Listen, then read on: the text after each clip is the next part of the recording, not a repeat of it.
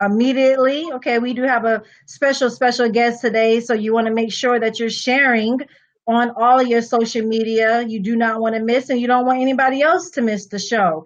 My name is Dr. Sherelle Hobson. I'm your student athlete resilience coach and your athletic program enthusiast, an educator for over 15 years. I've had a pleasure of developing a lot of professional developments for a lot of athletic programs to help increase their matriculation to 90%. I'm also the founder of a nonprofit, C12, that focuses on um, on excellence in academics and athletics and mentoring to help have a lifelong change. As an international speaker and author, I had the honor of doing two books, Unleashing Your Full Potential and Seem to Goal, which has really helped people to acknowledge the current space that they're in and how to overcome any type of adversity that they may experience. And with my doctorates in sports administration and leadership, I'm just so excited about the study of our African American men and the educational. And so I'm very passionate about our community and being very productive in our community. So welcome to the Black Podcast. Man, all right. I get a little jealous today, especially because two of these individuals have done something that I have been part of, but I haven't quite gotten there yet. I used to run the 4x4 back in my day. Uh, and I'm actually 2 years deep into my PhD. And Dr. Sherelle Hobson, she beat me there. So my name is Brian Street. I'm the founder and CEO of Your Legacy Begins Now. And it's a social business that I put together to really start to generate revenue in various different streams, from coaching to training to mentoring to consulting, working with various different financial institutes, various different community organizations, but developing funding revenues to go towards delivering and implementing programs that are going to address some of the issues that our transitional age adolescents are going through. So that's the vast majority of where I put my time, my energy, my emotion. And outside of that, just really aiming to be that example of what a young Black man is to grow to be, but also always putting in front of other individuals, people like our guest today, to where we can see that it doesn't really matter where you came from. It doesn't matter how difficult the struggle was behind you. But if you start today by putting yourself around the right people, putting the right things into your mind, you can start living your purpose. And that's why I titled my company, Your Legacy Begins Now. So we are going to go ahead and get rolling. I don't know if they're ready, B. I don't know if they are ready for our guest. Okay, he got on his tracksuit today. He got on his spikes, so he's gonna give it to you. He's gonna give you the whole thing. We got Mr. Tyree Washington in the building. He is a 400-meter world champion. I'm not talking about he's the fastest in the neighborhood. Okay, we're talking about he is fast. Okay, but he has a strong and impactful story. So we have Mr. Tyree Washington in the building. Yeah, and like I said, I'm just very eager to have this conversation with this gentleman because he's made it to the pinnacle of the sport when it comes to track and field. I grew up, I grew up running and having everybody commending me on my speed. Right, he just looks forward. He don't keep looking back like everybody else. That's why he's beating everybody else. But I don't know, Mr. Washington, maybe give me a run for my money. Yeah, so, he might. We might have to meet him on. We got to meet him on each side. You get on one side, I get on the other side. We have to hold him down a little bit. Right? This gentleman is a 400-meter world champion in track and field, but also an NFL alum, former law enforcement peace officer, and motivational speaker. I've done my motivational speaking during my day, but I'm so interested in hearing what this gentleman brings to the table. And he just aims to encourage, motivate, and inspire people from all forms or all walks of life. And he believes that if people face adversity, have a positive mindset, and surround themselves with positive people, like I just said, surround yourself with positive people, they can also overcome their adversities. So I want to say welcome to this gentleman, Mr. Tyree Washington. How is it going? I feel like we need a drum roll. I know, right? I'm waiting Where's for that band at? Where's that drum line at? No, I'm super excited. I'm super excited, guys, to be on the show. I think it's great. And we can all just share our stories. 'Cause I truly believe stories change lives, and it's great fellowship because I think that's what we need just to get open and just empower people and just focus on the positive things in life and not just the negatives because there's a lot of negativity floating out there as we all know. So I'm super excited about talking Absolutely. chat with you guys today. Yeah, we are excited to have you here. I was like, man, we got a track star. We ain't talking about a regular track star, but we have someone that's like for real fast. You know, you got those people that are like PE fast. You know, I've been in Right, education for right. 15 years. I got Yep. parents that be like, my son, my daughter, you know, she really fast. And so I'll be like, yeah, I'll be the judge of that. Like, you know. Usually it don't work out that way. I'm like, here, you could throw the Yeah. shot put, or you could hold this bag of water. But we're just excited to have you here, and we know that you have a powerful story. So we're gonna get rolling. I did share it on my Facebook, so it's on yours. So make sure you share it also. Again, everyone, we have Mr. Tyree Washington in the building on the Black Podcast. Okay, so we're gonna go ahead and get started. If you can just let us know, we know a little bit about you through your bio, but I know that in your book, your first chapter was born into the struggle. So I'm sure that has I'm sure that has something to do with your background. So if there's anything that you feel you want to share with us about, where it all started, where you're from, a little bit about your life, so we can kind of get to know you a little bit better before we dive all in your business. Yeah, yeah. Well, that's a lot of deep dive in my business, but it's okay. I'm willing to share just to give it. Uh, yeah, I was born and raised in Riverside, California. My mother, my grandmother raised me, and my mom is from Natchitoches, Louisiana. My grandmother is from Bermuda, and so I grew up in an environment, and I talk about the village a lot, like in my book, and the village was very hostile. It was crazy, as most of you all know if you read my book, and I was surrounded by the gangs, the drugs, the prostitution, all that. And for me, that was like, day in and day out, it was like that was my norm. And I remember when HBO came out on Showtime, and people were excited about that. I'm like, I didn't need HBO on Showtime because there was something always popping off in the village. It was crazy. I mean, you didn't know if somebody was going to get shot. I mean, it's unfortunate. Somebody getting robbed. I mean, they selling drugs like in the back of the apartment, like as if you're driving through to pick up some food at the fast food joint or whatnot. But but yeah, it was crazy. But for me, I always had that desire inside that I wanted to do better, and I wanted to help my mom. I wanted to help my grandmother.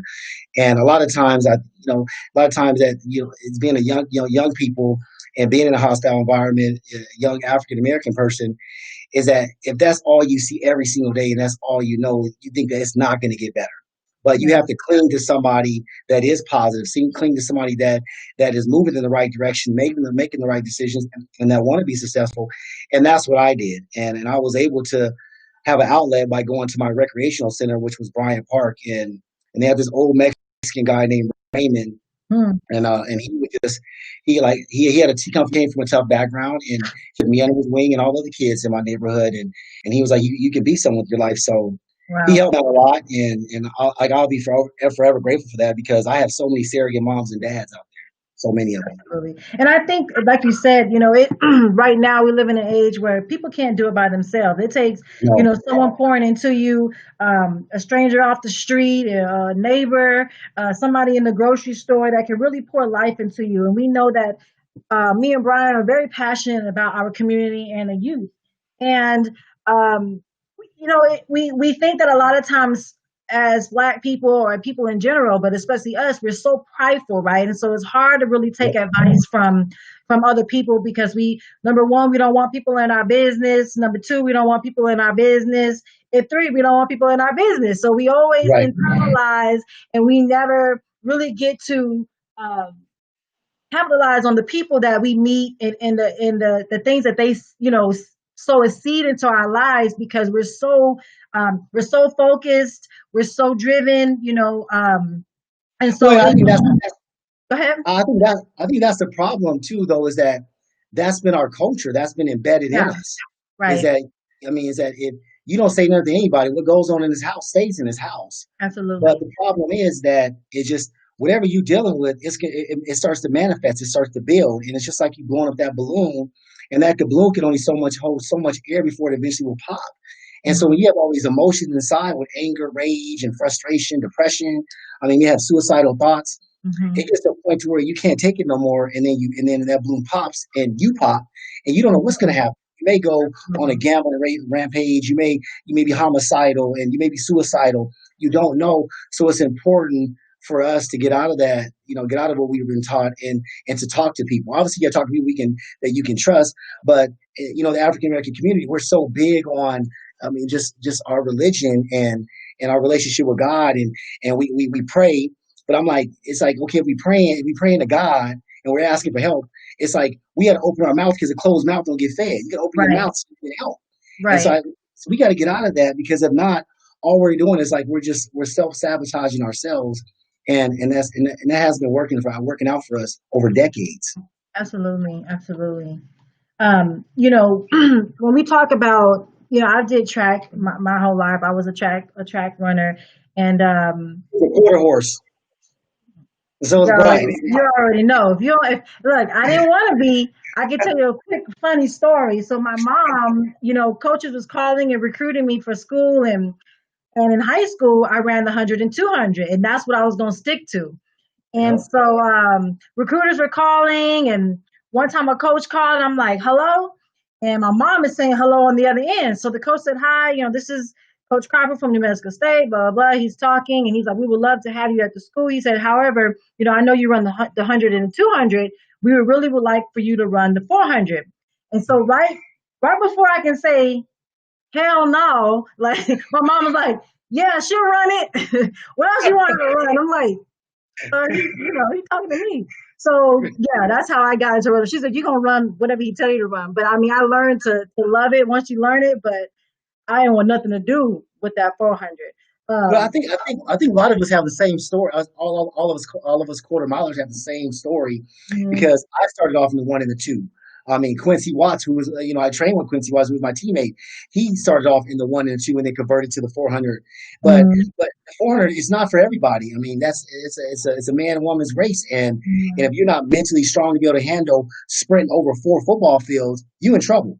And it's not for the faint of heart. So you have to be ready, but it tells a lot about your character. That no matter what happens, that we're still going to just hell or high water. We're going to still keep pushing forward. We're going to defy the odds, and we're going to get what we want. I mean, that's why I look at like people that run the quarter show. Absolutely. We know that sports has an impact on our mental, and Brian is he's very passionate about mental health and the psyche of, young Black men and women. And so, Brian, what do you feel like when we talk about these sports, and a lot of times I think people, they get so caught up in just the whole rim of athletics, but they don't really realize what athletics does for you for the rest of your life, as far as your mental, and so that's something that Brian really touches on. Brian, if you want to go ahead and tag team on your specialty there. Man, I'm telling you, I got more degrees than I need. And community, especially here. I'm out of South Mississippi, man. You don't find a lot of guys out of South Mississippi with a college degree, let alone 3 working on a 4th one. And I appreciate it. I'm very big on understanding and articulating the difference between the science and the art of academics, of anything in life. When it comes to mechanics of the body moving, there's certain mechanics that you're going to learn in the textbook, but your body composition is different from the next person. So you have to learn the art of how your body works within the science of what the books say about your body. So when it comes to the mind, when it comes to the brain, and this is one of the things when it comes to running that I use a lot in my training and my coaching, is sometimes whenever it gets tough, be it actually running or be it running through life, sometimes you have to physically shut off from the physical and realize, you know what, it's all up here now. Like the body said no. The body said I'm done. So it's all up here. And I remember I was running my first and only so far half marathon, and I got about 7 miles. Got about 7 miles in, and I started cramping up, man. I started cramping And I'm telling you, it was a hill coming. And I'm like, man, I'm not gonna make it up that hill.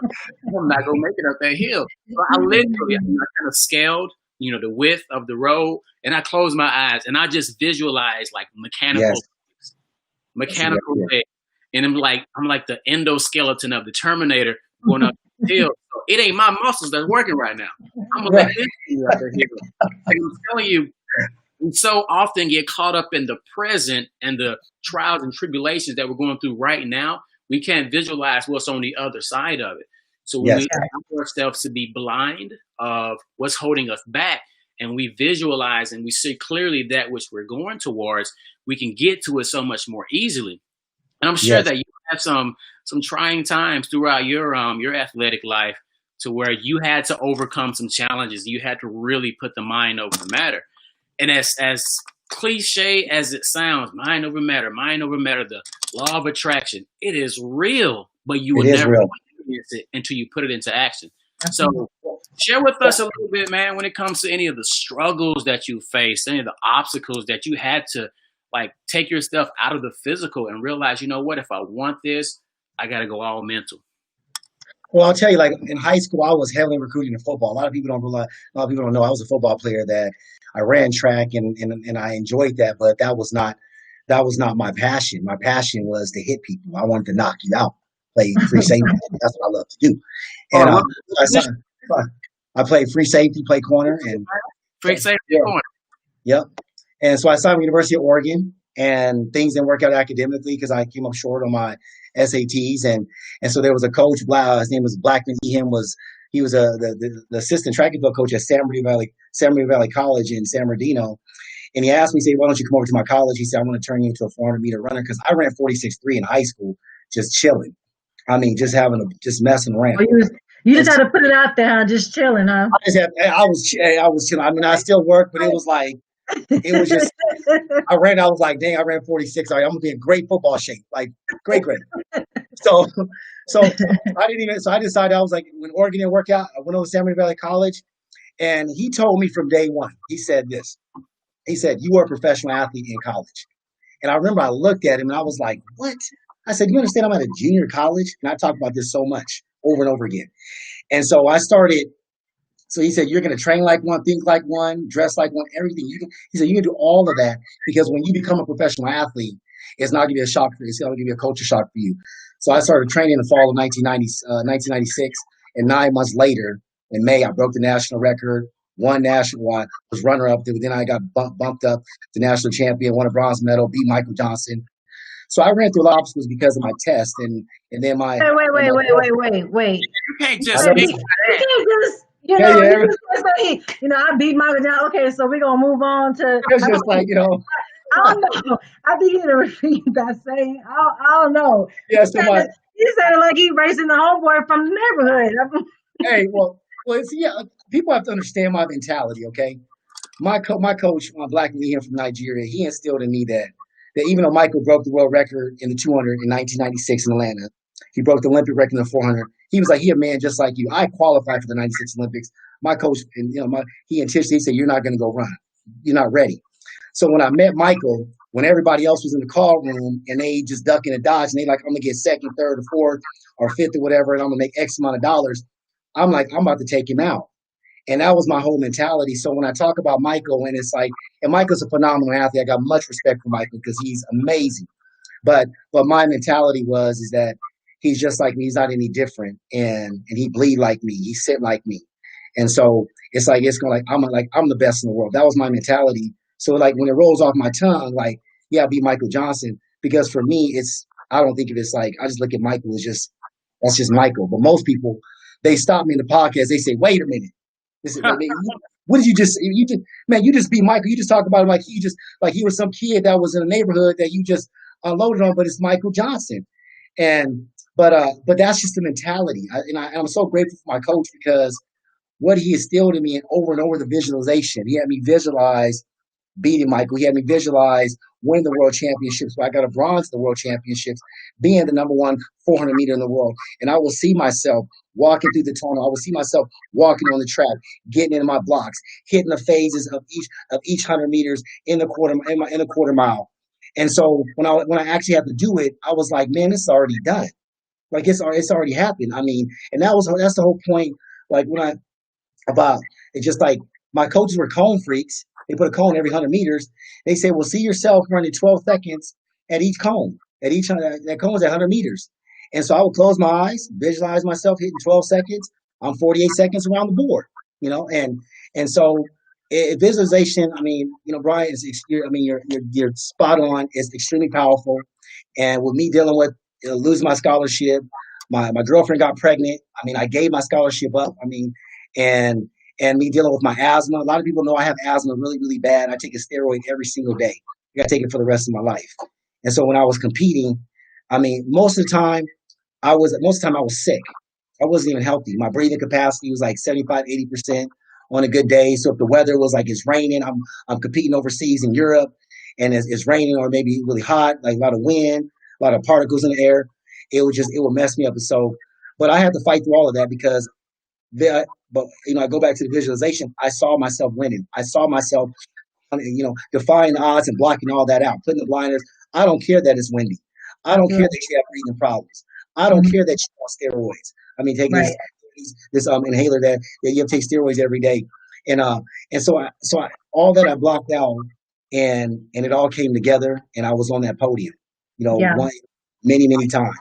Yeah, and like you said, when I had ran, as soon as I graduated from college, I had a desire.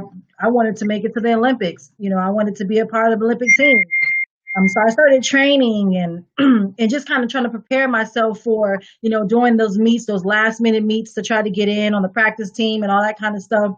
And um, when I came short of that, I was like, okay, so what should I do now? So I Right, got this passion about coaching. So I started to coach a program. Started coaching. Got my first. I think I was maybe 22, 23 years old, 24 years old. I got a chance to be a head coach over a 5A school, and so going into you talk about losing your scholarship and stuff like that because of academics. So when I went to this program, it was predominantly Black and Hispanic. And so I came in there with this vision of, look, these are all the things we're not going to do. Okay, we're not dancing right, at track meets. We're going to be very focused on what we're doing, you know. And so we used to have study hall. If you remember in high school, we had study yep, hall. And so the girls would come in for study hall, and I'm sure some of them are watching this show, and they can be like, she's not lying. Come in the study hall, and if there was something on my heart that day or that week or something I felt needed to be addressed, I would put a big word on the board.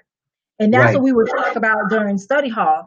And the time the girls was like, "Are we gonna go practice?" And I just knew as a coach and through my experience as being an athlete that if I didn't teach them about life, I was doing them an injustice because I felt like if I knew how to get to them and teach them the importance of being a woman and the challenges and the things that are going to arise in your life, if I can get them to get that, I can get them to do this track thing like it ain't nothing.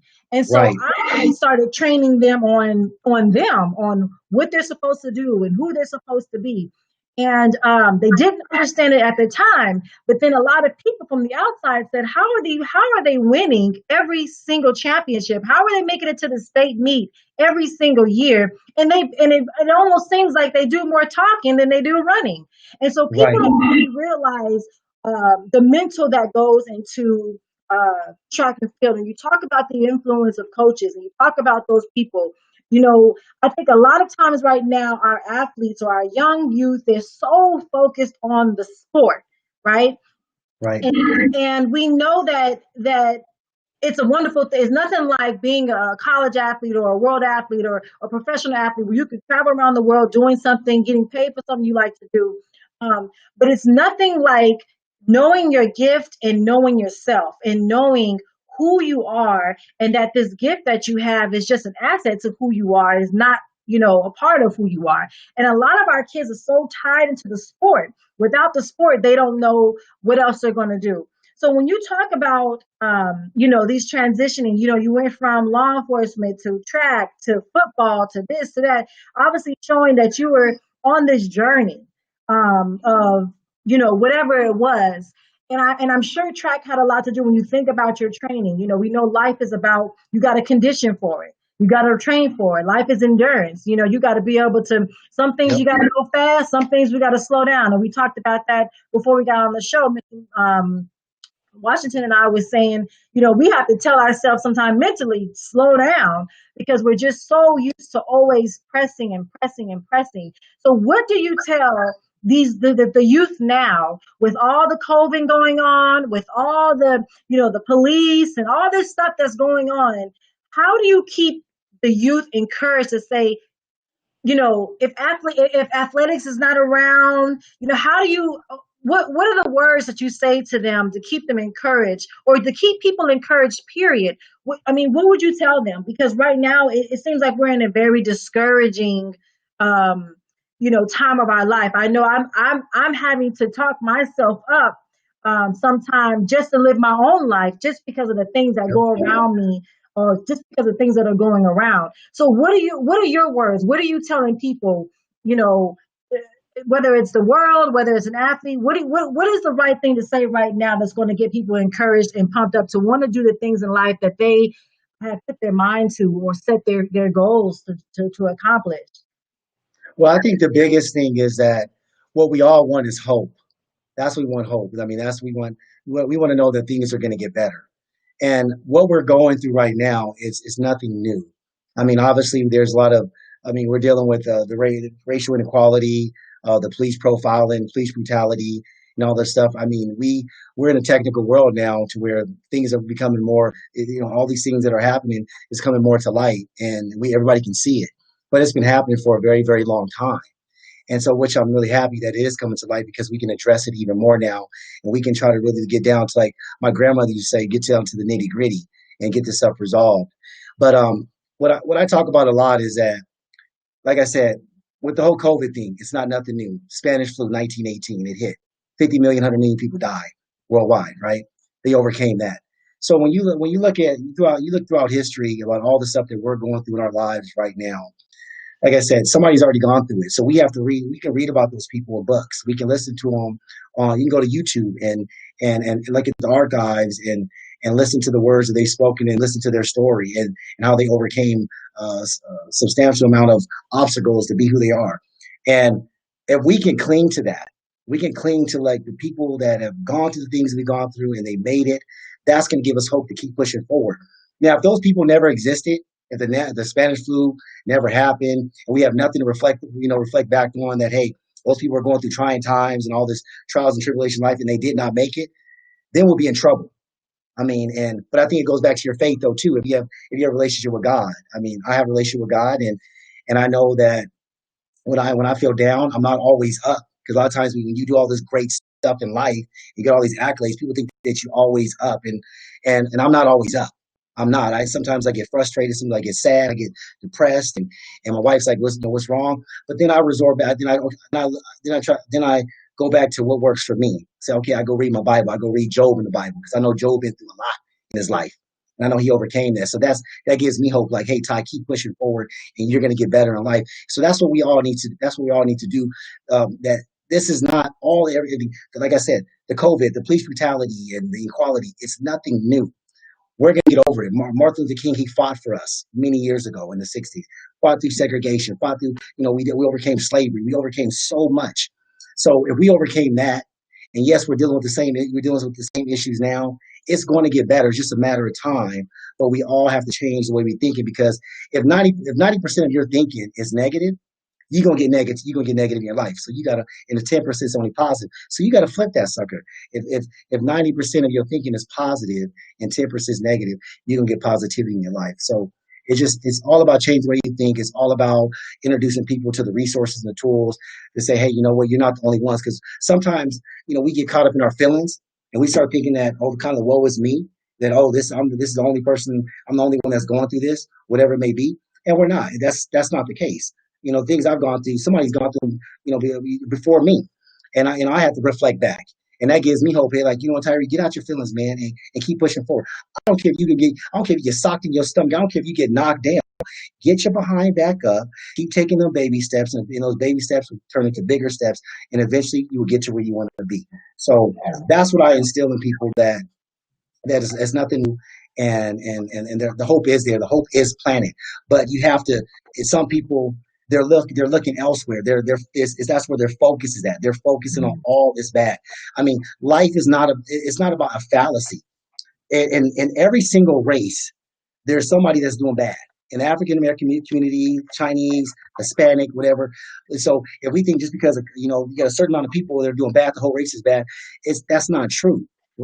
Everybody is doing bad. We all have issues. We all fall every day, and we have to look at each other as we're human beings. We bleed blood, and when we pass away, we're gonna go down 6 feet under, and that soul gonna leave the body just like anybody else, throughout history. So, and once we start focusing on that, and we start treating people more with respect and treat people how we want to be treated, I think things will run a lot more smoother. But it will not be perfect. It's never going to be perfect, and that's my issue with the whole social media. Is that everybody wants to have a certain amount of numbers, and I get it for a business standpoint that you want to be able to. It's a numbers game. Is that you want to get clients, whatnot. But you know what I found? A lot of people, they sell their soul just to get those followers, get those likes. And J. Cole talks about that a lot. And instead of just being organic, being authentic, and just being who you are, listen up. There's 7.8 billion people on this planet.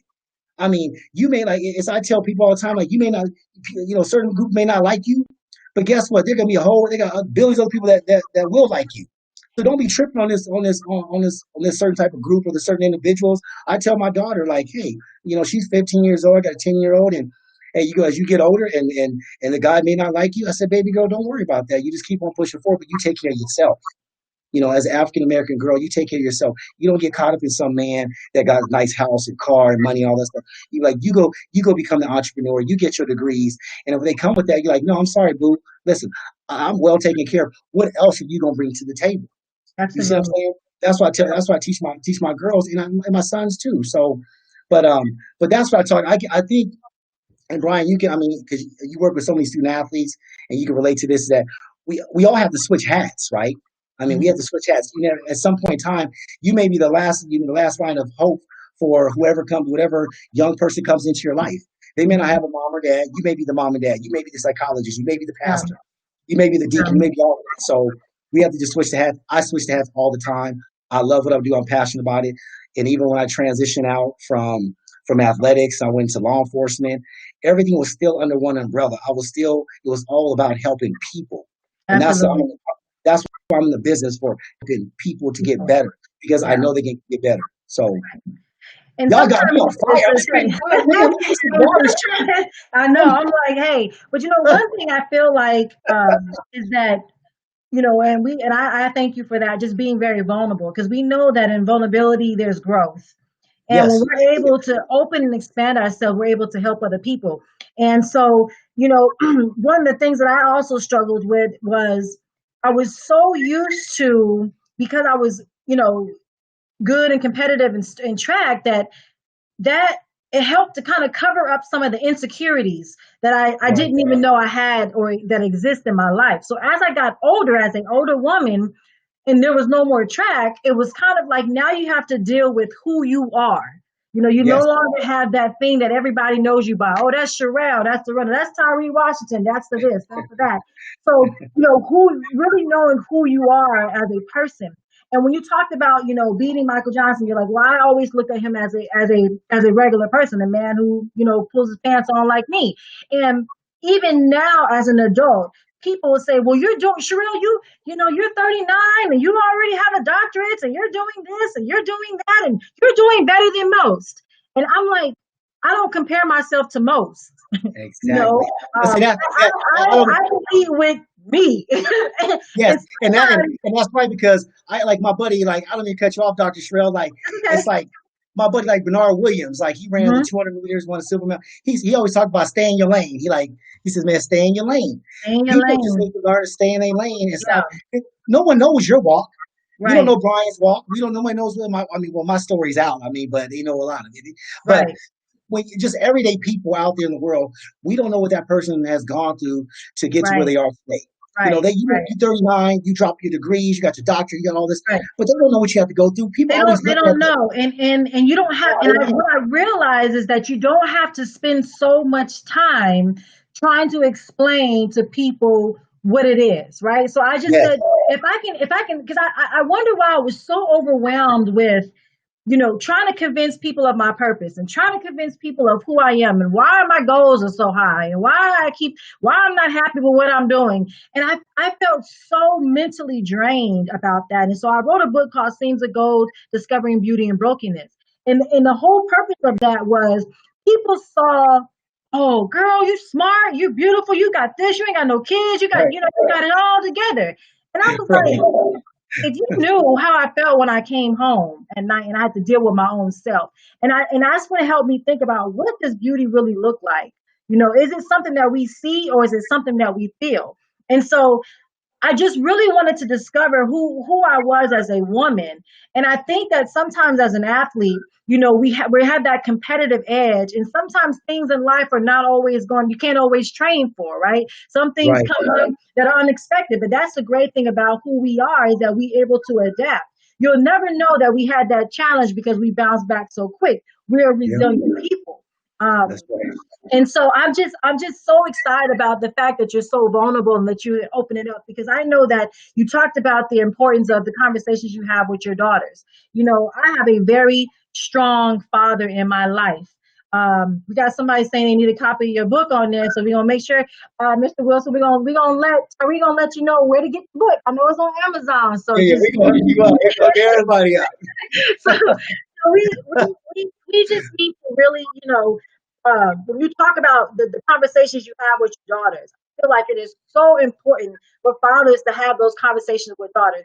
Now, I'm going to tell you this. Now, my father, I did an interview a couple of years ago, and someone asked me, it was like Father's Day. And they said, well, what's the difference, between a father and a dad? And I was like, I didn't know there was a difference, right?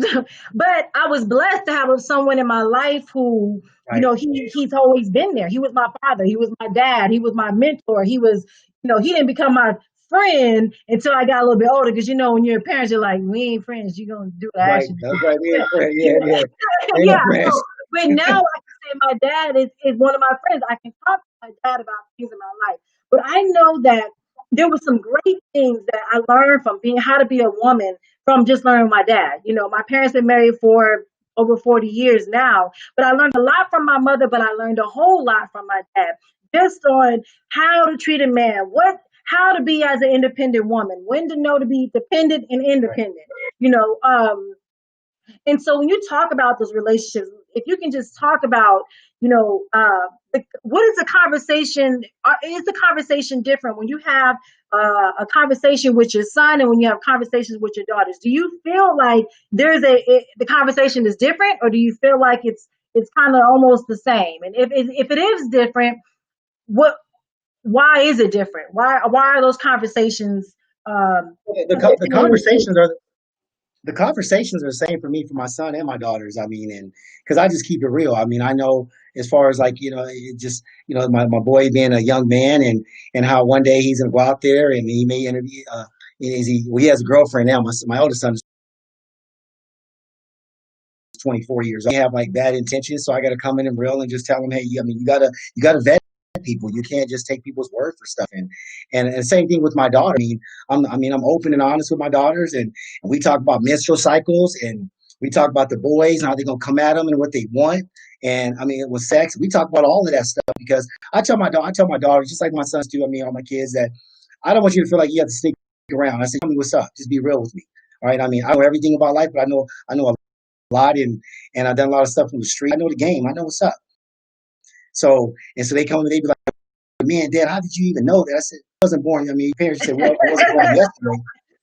Yeah. But it's important, because when something goes down, especially with my little girls, because obviously they get emotional, and just like they'll say, hey, Dad, this is what I'm feeling, or they may be embarrassed about something. My daughter, when she started her menstrual cycle, she was like, Dad, like, what is this? Like, and what's going on? And so I had to talk to her. I said, and she was embarrassed. And I said, baby girl, ain't nothing to be embarrassed about. I said, that just happens. I mean, you're a young woman. One day you'll be that woman, but it's a part of the process. And And I just talked to her, and she felt so good, and then it just reinforced everything with with our relationship, that it made it just stronger with my son. It made it stronger because he knows that I'm not perfect. And I think as parents, sometimes our kids may look at us that they may perceive us as like, well, we're just perfect. We do everything right. And I'm like, no, I'm a hot mess.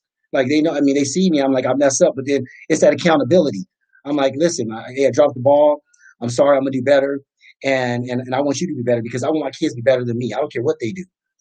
I think when you have that type of relationship, I think it makes the kids more open. They want to talk about what's going on in their life, and then they're gonna want to push forward. They don't have to necessarily be like you, but they'll do something that they love to do, and that's what I encourage. And I encourage that with my athletes because I work with a lot of athletes, and because I'm switching the hats all the time, switching All the the hats all time. the time. Yeah. Yeah. And I think it's just families is very important. There's nothing like learning things from your mother, your father. And then you also have that, like you said, that village, your teachers, your coaches, your counselors, all those different people in our lives that help contribute to who we are. Um, when you right now I know you're doing motivational speaking. You're What else are you doing? I mean, I know you have a lot of stuff going on, but what is Mr. Washington doing right now that if he could spend the rest of his life doing this one thing, it would be what? It will speak every speaking. Like I would spend the rest of my life speaking to people, empowering them, sharing my testimony, helping them just become better people, and that's what I want in every fashion of life. And if that's within your marriage, if that's within academics, this athletics, whatever. Because we all have issues, and I put a little post up on Instagram that it doesn't matter if you live in the Beverly Hills or the ghetto. We're all dealing with some type of issue, and we're trying to overcome the issue. I want to be the one. I want you to look at me and be like, man, this little knucklehead kid from Riverside, California, went through all this stuff, and he made it. I mean, and he's successful. So I want to be successful, but because life is short lived. And one thing, my coach, he's like the closest thing to a pops that I ever had. And he said, and he always tells me, he says, hey, the cemetery is always hungry. It's never satisfied. And And and the that's devil is always busy. and he's always busy. He's always Yeah, yeah, there. And so for me, it's just to be able to plant those positive seeds everywhere I go, and just try to lift people up. Like I said, try to treat people how I want to be treated. I mean, that makes me feel good inside. And when I have athletes, they call me if they're going to law enforcement. They got their degree, they get married. They, hey, Coach Ty, man, I'm getting married, or I'm starting this new career, starting a new business. I mean, I love that because yeah, I have played a part in their success, because people say it takes a village to raise a child. But I kind of put a little twist on that. Is that, well, you can be in a village amongst a lot of bad people, and those people have like bad intentions and raise that yeah, child up the wrong way. So you have to be very conscious of your surroundings and who you're with, and just if that's friends, that's even family, it's family right. as well, and coworkers. So it's very important. But I've been working on a movie deal. I'm talking to Christian Turret, who's a Hmm. famous film director, and we're talking about a Netflix series or a movie. Haven't really decided yet, so we're just kind of ironing out some details and see where it's going to go. But that's been kind of one of my goals, is to have a Netflix series or a movie, like it's like All American. How you've seen the Netflix series All American with Spencer James, and so we're kind of going to model that in a lot of ways, and just kind of share my life. I mean, everything's in my Yeah, book, kind of share my life out there, and it's just to empower more people.